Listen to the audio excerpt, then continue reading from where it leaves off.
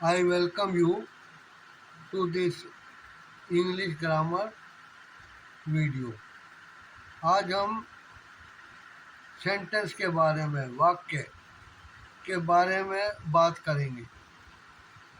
वाक्य के बारे में जब बात करेंगे तो जो बड़े स्टैंडर्ड में आ गए हैं वो लोग कहते हैं कि ये तो तीसरी चौथी पाँचवीं छठी क्लास का लेसन होगा, हमें क्यों बता रहे हैं।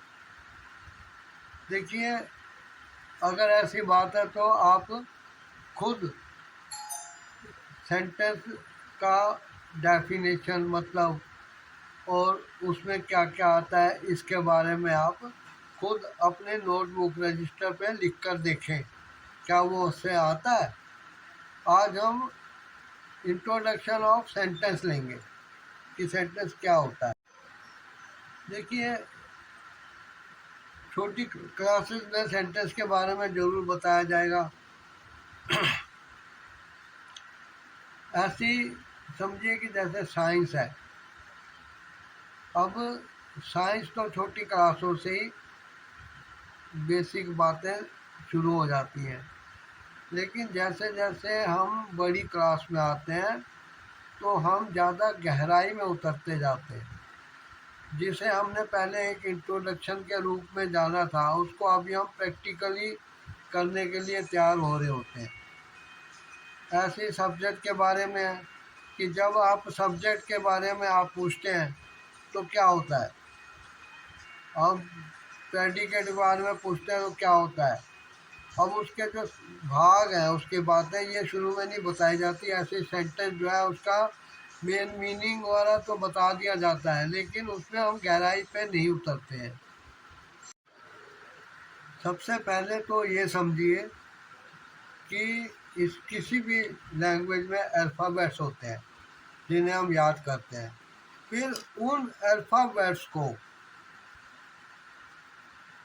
मिला के कोई वर्ड बनता है, और जो वो वर्ड अल्फ़ाबेट से बनता है उसको कहते हैं स्पेलिंग। ठीक है, स्पेलिंग कहा जाता है। अब वर्ड को जब हम वन बाय वन लिखते हैं तो वो एक सेंटेंस बन जाता है। अब कई सेंटेंस मिलके एक पैराग्राफ बनता है।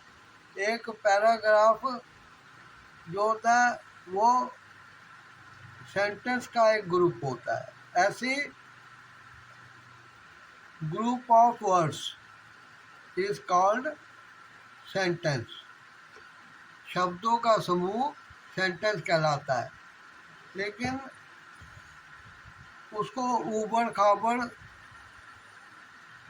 एक लाइन में लगा देने से सेंटेंस जैसा तो बनेगा लेकिन सेंटेंस होगा नहीं।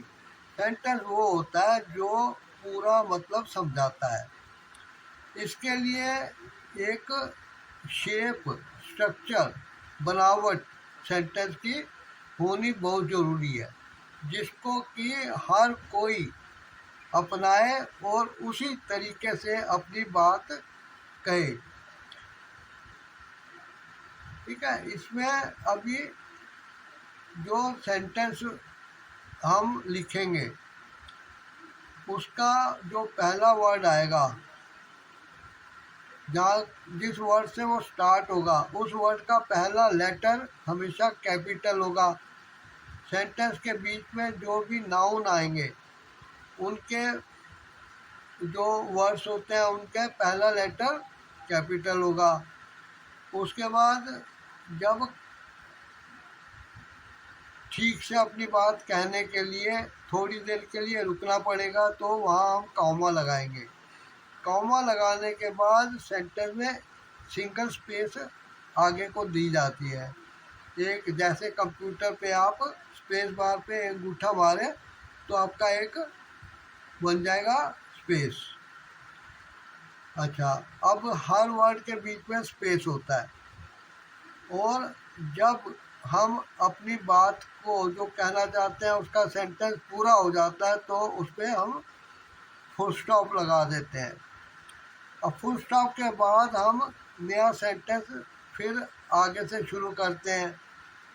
तो फुल स्टॉप के बाद हम डबल स्पेस देते हैं।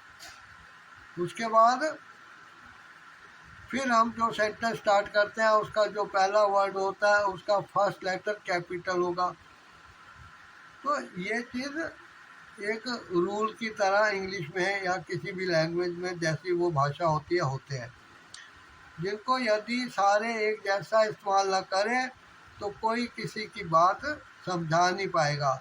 इसीलिए क्या होता है कि दूसरे भाषा के लोग जब किसी दूसरी भाषा को बोलते हैं, अब जैसे अंग्रेज हिंदी बोलते हैं तो उनका एक उच्चारण जो होता है या प्रोनाउंसिएशन और उसको बोलने का स्टाइल, अभी मोदी, अब ओबीसी भी कहता है मोदी, क्योंकि वो अंग्रेज़ों को ज़्यादा मानता है। अब विदेशी लोग भी मोदी नहीं कह सकते, उनकी जीभ जो तालू से लगती है वो दूसरे कोण पे एंगल पे लगती है, जिससे कि डा की जगह डा की आवाज़ आती है, मोदी। समझे जी? अच्छा, अब जब हम एक सेंटेंस लिखते हैं तो उसमें दो पार्ट होते हैं सेंटेंस के। पहला पार्ट होता है सब्जेक्ट, सब्जेक्ट में कर्ता आता है, और एक होता है दूसरा प्रेडिकेट, प्रेडिकेट होता है कर्म। सब्जेक्ट जो कुछ करता है वो प्रेडिकेट में आएगा, उसके बारे में जो भी कहा जाएगा। अब जब सेंटेंस स्टार्ट होगा तो आप नोट पैड पे अपने लिख लीजिए। सबसे पहले आएगा क्वालिफायर, उसके बाद उसके आगे लिखिए एडजेक्टिव। अब उसके बाद उससे थोड़ा सा आगे लिखिए मेन वर्ड या सब्जेक्ट भी कह सकते हैं उसको, मेन वर्ड या नाउन, प्रोनाउन। ठीक है, उसके बाद आएगा एडजेक्टिवल फ्रेज। अब एडजेक्टिवल फ्रेज का मोटा मोटा ये समझ लीजिए कि एडजेक्टिव होता है विशेषण या विशेषता, किसकी? नाउन की विशेषता पहले आती है। तो एडजेक्टिवल फ्रेज, एडजेक्टिवल मतलब विशेषण भरा एक वाक्य का अंश। फ्रेज क्या होता है और क्लॉज क्या होता है, इसके लिए अलग लेसन होगा जिसका आप इंतजार करिए। फ्रेज होते हैं a group of words which is not able to give the full meaning। बस वो थोड़ी सी एक झलक दिखा देता है कि क्या कहना चाह रहे हैं।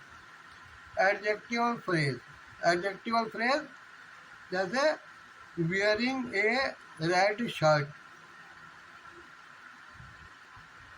स्टैंडिंग इन बनियान, having a spectacle, with long hairs, with grey hairs। तो ये है, लेकिन सिर्फ एक एडजेक्टिवल फ्रेज है ये। सिटिंग ऑन द ग्राउंड, अभी ये है कि बैठने का है कि जमीन पे बैठा, अब कौन बैठा है ये पता नहीं है, इसलिए ये फ्रेज है। अच्छा, यहाँ तक सब्जेक्ट का पार्ट ख़त्म हो जाता है। उसके बाद आता है प्रेडिकेट। प्रेडिकेट में क्या आएगा? पहले आएगा वर्ब, उसके बाद आएगा ऑब्जेक्ट, उसके बाद आएगा कॉम्प्लीमेंट्री। तो ये तीन चीज़ें इसमें आती हैं। ये सेंटेंस है। अभी आप को मैं अगले वीडियो में I will tell you about the qualifier and what is adjective, what are noun pronoun या main word, and when are they used. उसके बाद एडजेक्टिव और फ्रेज के बारे में मैंने थोड़ा सा बताया, उसके बारे में लास्ट में एग्जांपल्स लेंगे। उसके बाद वर्ब के बारे में पढ़ेंगे, ऑब्जेक्ट के बारे में पढ़ेंगे और कॉम्प्लीमेंट के बारे में पढ़ेंगे। तो अगले वीडियो का आप इंतज़ार कीजिए, आप तो इसको याद कीजिएगा। Thanks for watching.